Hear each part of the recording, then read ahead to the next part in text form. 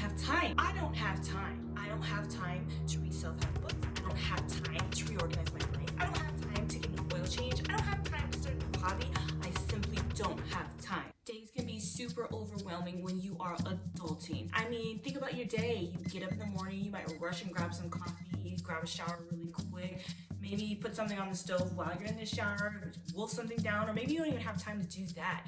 Maybe you are rushing off to work and you're swooping by Starbucks to grab something, and then you gotta fight traffic, and then you're late for that meeting, but then you got those papers you gotta reorganize, and you got a presentation at 4, and then after that you might grab a quick lunch maybe, but you're working through lunch because you have to prepare for something that's due maybe tomorrow or this afternoon.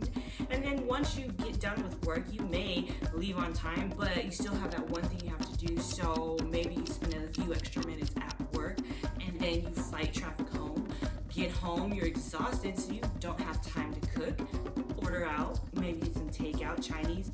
Maybe you have time to catch a show or half a show while you're working on still another deadline, and then you crash, maybe. And then you start all over again. Stop, pause, rinse, repeat. It feels like you're grasping at the straws, swimming against the current, barely keeping your head above the water. Time is always slipping through your fingers, and it seems like you never have enough time to do the things that you have to do, much less the things you want to do or the things that you know would improve your whole existence. It's like a Jenga tower, you know, where those blocks are dangerously teetering, ready for the least little movement that'll keep the whole thing crashing down. But what if we took time to stop, pause, and reset? Hi, this is Annalise, and we're back with another Motivational Mondays. Thank you so much for joining me, and if you like this content, please go ahead and hit the like button and subscribe to the channel for more videos like this. So time management is definitely something that I have been challenged with, and I have literally been up to my eyeballs in responsibilities, adulting, life-ish, kids, work, everything. And so it's like, what do I do? How do I get my life under control? I've got all these goals that I want to reach, but it's almost like I have no time to reach them. Or if I make an effort to reach them, I'm definitely stealing from Paul to pay Peter, or whatever that saying is, but you know what I mean. Borrowing time from something you know absolutely needs to get done. I'm always thinking, I don't have time to sit and think and ponder and wonder like what things are most important. It's literally what is the biggest emergency, get that done, and then move on to the next thing. It's just simply not sustainable. Let's break it down. You've got 15 minutes to organize your whole day.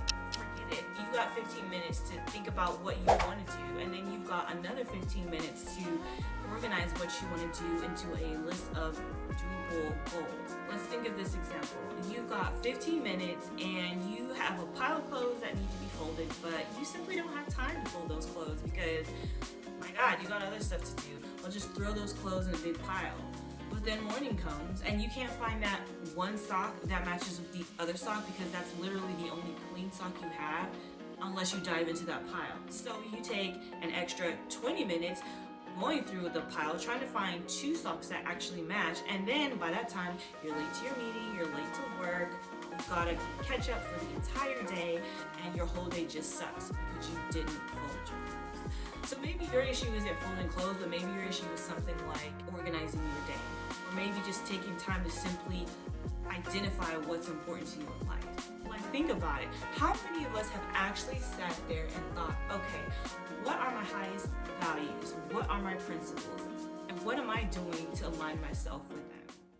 The first thing to realize is to understand that you have total, complete, 100% power on how you can act on circumstances rather than letting circumstances act on you. What does that mean? You have more power than you realize. Time is your servant. You are not time's slave. The first challenge is to identify areas that you can control. So if you feel like time is something that you're constantly running out of, write down everything that goes through your day and then find ways to collect tidbits of time here and there. You may not be able to control the traffic on your way to work. You may not be able to control that line in Starbucks, but then you may not even have to go to Starbucks if you prep your meal the night before. Then your meal's already done, which gives you an extra 15 minutes to get to work, which gives you that much more time to prepare for a meeting that you already have. You have more power than you realize. The second second thing to do is to identify your core principles or begin with your end goal in mind. At the end of the day, what is it that you want to accomplish? At the end of the day, do you feel like, okay, is it just another day? Are you mindlessly running through your activities without any real purpose?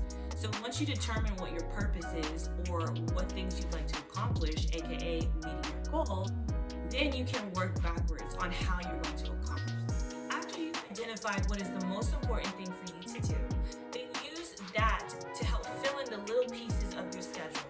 Figure out where you can be responsible or shave off time from bits and pieces. Make time for those values that you really feel are important, that at the end of the day you want to accomplish without mindlessly letting life steer you the way it wants to. Act on circumstances. Don't let circumstances act on you. The 7 Habits of Highly Effective People expands on 7 major practices that can help you completely reconstruct your life so that way you are being the most productive, effective, purpose-driven person that you can be.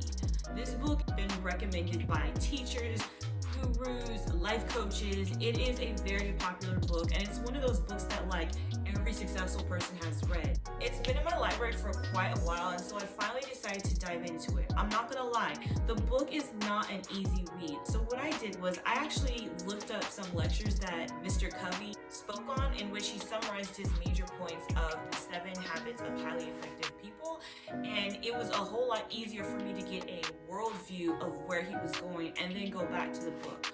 Also, for me, reading this book was like a huge challenge. So I listened to the audiobook, and for me the audiobook worked out a whole lot better because I was able to listen to the audiobook while doing things that I needed to do around the house, or those mundane tasks that you feel like, man, I really could be spending my time doing something else.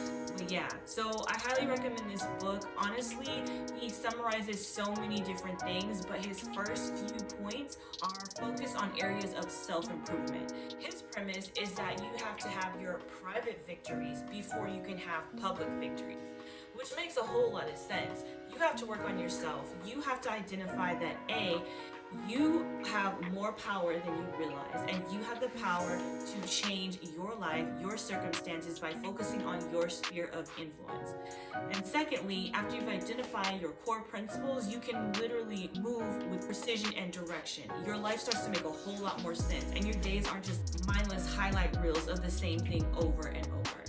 The third thing he talks about is learning how to manage your day so that way it's most effective and time management simply follows.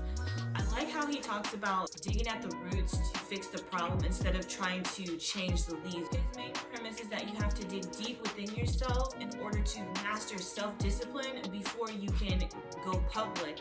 I hope this information was a little bit encouraging. I hope you're motivated and ready to push that week and take it on. I believe in you. Have a great day.